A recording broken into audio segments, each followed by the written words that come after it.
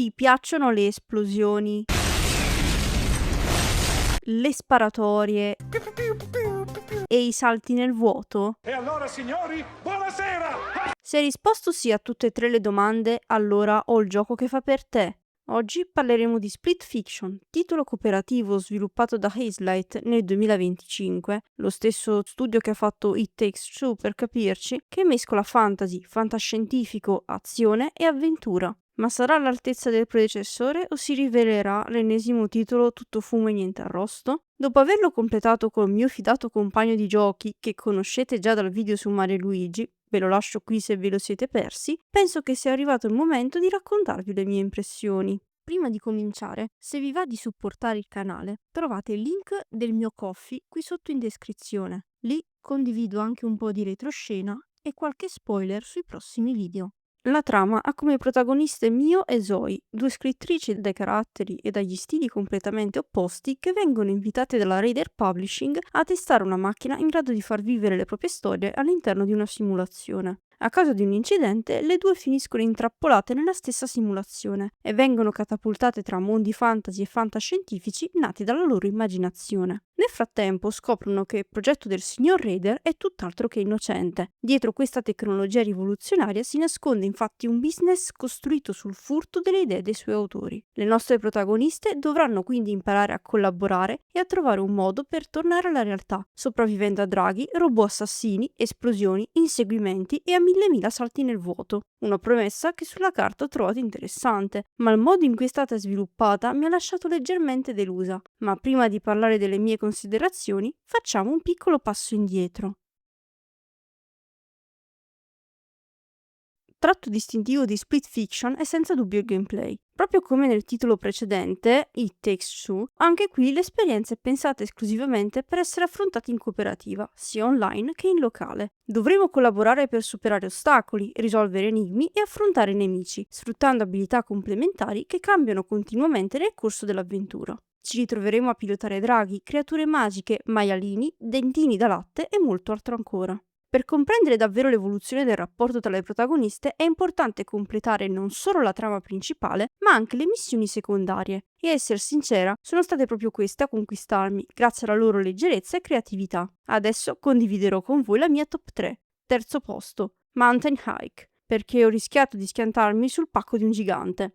Secondo posto, Slopes of War, che è praticamente una reference ai giochi di Tony Hawk. E al primo posto, Farm Life. Sono un salsicciotto. C'è altro da aggiungere? Per quanto riguarda l'eterna lotta tra fantasy e fantascienza, devo ammettere di aver preferito i livelli legati a Zoe. Le ambientazioni cyberpunk sono sicuramente più oscure e spettacolari, ma le loro trame e i loro antagonisti non sono stati capaci di lasciare il segno. Al contrario, pur non essendo una grande appassionata del fantasy, ho trovato questi livelli più rilassanti ed esplorativi, con alcuni mini boss davvero memorabili. Tra tutti, il livello del re delle scimmie e quello fatto su carta sono quelli che ho apprezzato di più. Il primo perché mentre giocavo non mi aspettavo di dover sconfiggere il boss a colpi di danza, ma di fare l'ennesima battaglia a suon di spadate e colpi speciali. Mentre, per il secondo, ho trovato divertente l'idea di poter scegliere la creatura contro cui lottare, una papera, poi un granchio e infine un demone. Inoltre, provo un estremo fascino per le storie che sfondano la quarta parete. Nonostante ciò, per me giocare non è stata una passeggiata. Pur non essendo un gioco particolarmente punitivo, alcuni livelli richiedono una buona coordinazione col proprio compagno. Le difficoltà maggiori le ho incontrate soprattutto nelle sezioni platform, dove comunicazione e tempismo diventano fondamentali per evitare di precipitare nel vuoto per l'ennesima volta. Per esempio, in questo livello bisogna cercare di aggrapparsi da una ruota all'altra senza prendere fuoco. Avrò rifatto questo livello almeno 50 volte. In quest'altro livello invece bisognava andare dall'altra parte evitando i laser. 5 minuti dopo e altrettante bestemmie ho dato il controller al mio amico e gli ho detto adesso basta, fammelo tu per favore.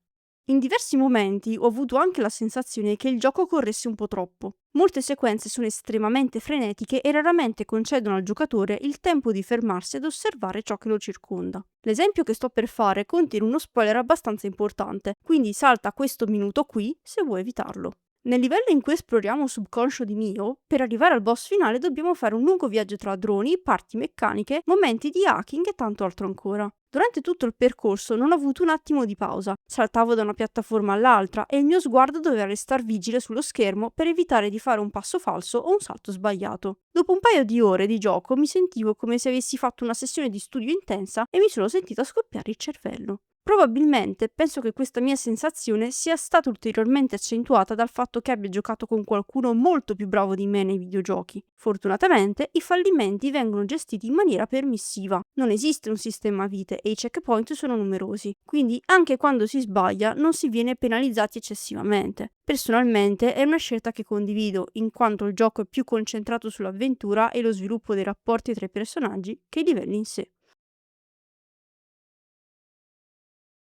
Prima di iniziare il gioco avevo aspettative piuttosto alte. La premessa mi aveva incuriosita fin da subito. Due protagoniste adulte, due scrittrici con personalità opposte e una storia che sembrava voler affrontare temi più maturi rispetto a quelli di It Takes Two. Mi aspettavo quindi una narrazione più profonda, capace di sfruttare il background delle protagoniste e il mondo della scrittura per raccontare un qualcosa di davvero interessante. Peccato che il risultato finale non sia riuscito a soddisfare completamente queste mie aspettative. Il gioco cerca spesso di assumere toni più seri e drammatici, soprattutto quando approfondisce il passato di Mio e di Zoe, ma non sono mai riuscita a sentirmi davvero coinvolta dalle loro vicende. Alla fine dell'avventura sappiamo come si chiamano, perché scrivono, quali generi preferiscono e quali trami si portano dietro, ma ho avuto la sensazione di conoscere molto poco delle persone che si nascondono dietro a questi elementi. Se poi lo confrontiamo col titolo precedente, il paragone diventa inevitabile. Split Fiction prova a presentarsi come un'opera più matura del suo predecessore, ma non sempre riesce a raggiungere il risultato sperato. Al contrario, ho trovato It Takes Two più semplice, più diretto e in alcuni momenti persino più efficace nel coinvolgermi emotivamente. Questo non significa che con Split Fiction sia stato fatto un passo indietro, anzi, dal punto di vista del gameplay, il titolo rappresenta un'evoluzione della formula di Ace-Light, proponendo sfide generalmente più complesse e richiedendo una maggior coordinazione tra i giocatori. E poi c'è anche quel livello segretissimo pensato per i veri pro player, una categoria alla quale purtroppo non appartengo. Tuttavia, se dovessi scegliere quale dei due giochi mi ha lasciato qualcosa una volta arrivati ai titoli di coda, probabilmente continuerei a preferire It Takes Two, anche perché, per quanto possa criticare quel maledetto libro parlante ficcanaso, almeno lui me lo ricordo ancora benissimo.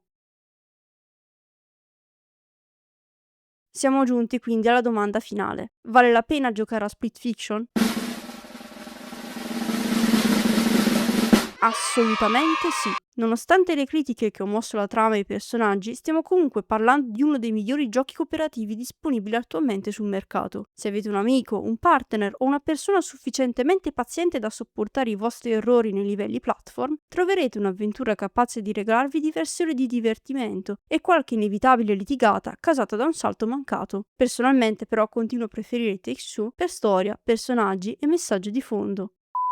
E adesso tocca a voi. Fatemi sapere qui sotto nei commenti se avete giocato a Split Fiction e soprattutto quante volte siete caduti nel vuoto. Se il video vi è piaciuto lasciate un like, iscrivetevi al canale e attivate la campanella. E noi ci becchiamo al prossimo video.